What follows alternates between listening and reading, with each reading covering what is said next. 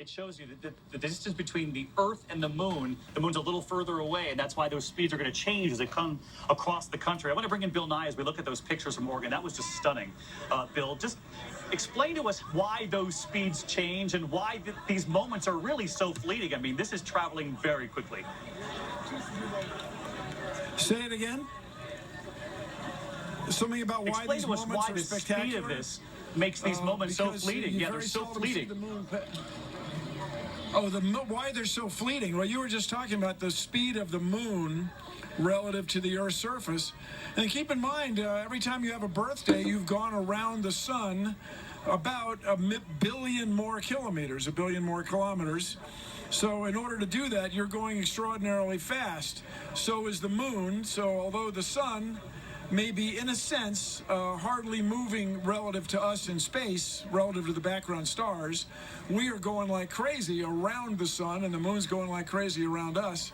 So these things only last for a little while. You can see it's raining here in Beatrice, Nebraska, but if you really press the glasses to your forehead, you can just get a glimpse of it.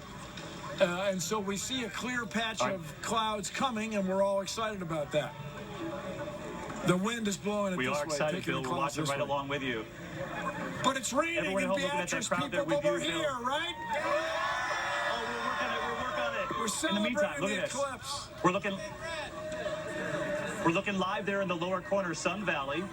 You got 1 minute, 23 seconds now to the next totality. As you can see there, just a sliver of the sun remains. You can see they're actually changing the lens on the camera. That's what they have to do before they can actually show you the total eclipse. Let's go to Olivia Smith in Sun Valley, Idaho. I mentioned how quickly this is moving. We're now in Idaho. And Olivia, what are you seeing?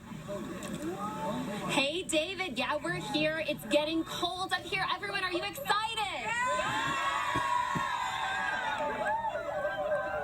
When you look up, David, you're seeing barely a sliver of the sun. Just barely a sliver up there. And the sun was hot earlier here.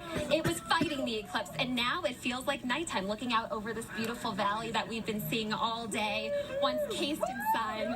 Now just a little sliver as the moon is taking over the sun. More than 1,100 people bought tickets to be up here for this event.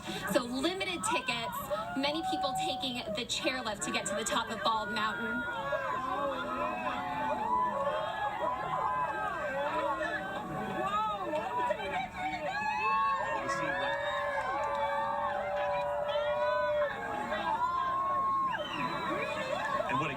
This is, as you know, Rob was talking about earlier, this is the moment as the sun begins to completely disappear when people will be looking for, you know, those so-called Bailey's beads, bits of lights poking through the canyons and craters on the roughed up surface of the moon. That's actually what you see, the glimmering lights. And they talk about the diamond ring at the very last moment, that blast of light. And just listen to the crowd now waiting for this in Idaho. Yeah, these people came all the way down from Jamaica. They traveled more than a day, and you're seeing it right now. Yep. Janice and your friends, what's it like? It's awesome! Oh my God, I can't believe it! It's the first we're actually seeing a solar eclipse. We're always seeing a nuclear eclipse, but it's the first we're seeing a solar. And really looking up, it's beautiful. We're seeing the full moon covering the sun. You're right, David, it has that diamond effect around it. And Angie and your family, you've taken your kids here. You're from Idaho. You grew up in Sun Valley. You came down from Boise. What's it like? It's just amazing. We wanted to create something really special, and this is like incredible. It's so great. What do you think, Haven? It's so great. I've never seen anything like it. Again, David, people really excited. Back to you, David. All right, thanks so much, Olivia. This is a stunning sight. Just the beauty of the colors. You know, we normally only obviously experience this, you know, at sunset, at twilight, and now so many parts of this country are going to see it turn into night and then day again within a matter of just a couple of minutes' time.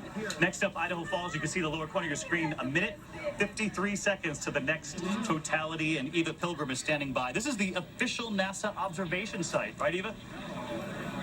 That's right, David. And they have a lot of scientists here that are actually working, because this is a rare opportunity for them to actually do experiments and to see the corona corona, that area around the sun that's so bright and so much hotter than the sun. They don't know why it's hotter than the sun, and they're trying to figure it out. This gives them an opportunity to actually look at it because the sunlight isn't blinding them. And we are watching this as it goes now. It's getting skinnier and darker and cooler.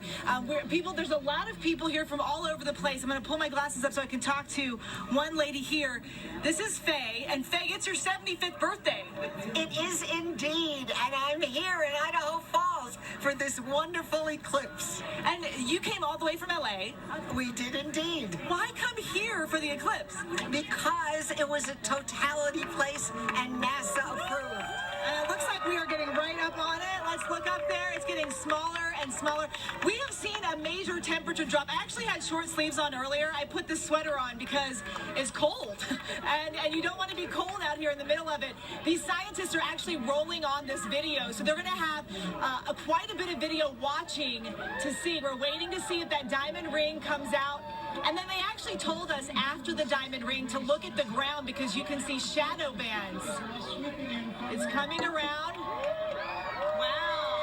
It's really quite incredible. As the littlest, tiniest bit of the sun goes away, and we are almost literally in totality now. There it is. And at this point, we can actually look at it. Wow, you can see the light around the sun coming around the moon there. It is an incredible image to see, and the excitement from people here. Everyone on their phones trying to catch a glimpse of the totality. This is the one time that it's actually safe to look at it. And as you look on the ground, they were telling us to look for those shadow bands, and you can see some of those shadow bands on the ground now. Just an incredible sight. Completely dark in the middle of the day. Not like anything that you could ever imagine seeing, David. One of the other interesting things that they're doing, what I have right here is that this... Yeah, go ahead. One of the other interesting things they're doing are launching balloons with bacteria in them because the stratosphere above the Earth at this time is like Mars. It's similar to Mars, so they're trying to see if they can have life on Mars and if that bacteria will survive. So they're running all these experiments and they're watching it out of this location. Some really interesting things.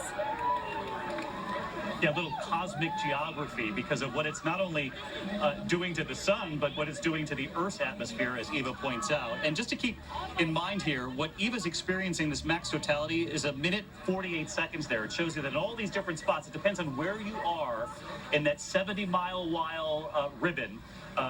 That's what determines how long your totality lasts. I want to take you to the next picture because this is extraordinary. You know, never eclipse the bride, they say, but let's go to the next location where there's one bride who was determined. Look at this. She was determined to all of you who love them.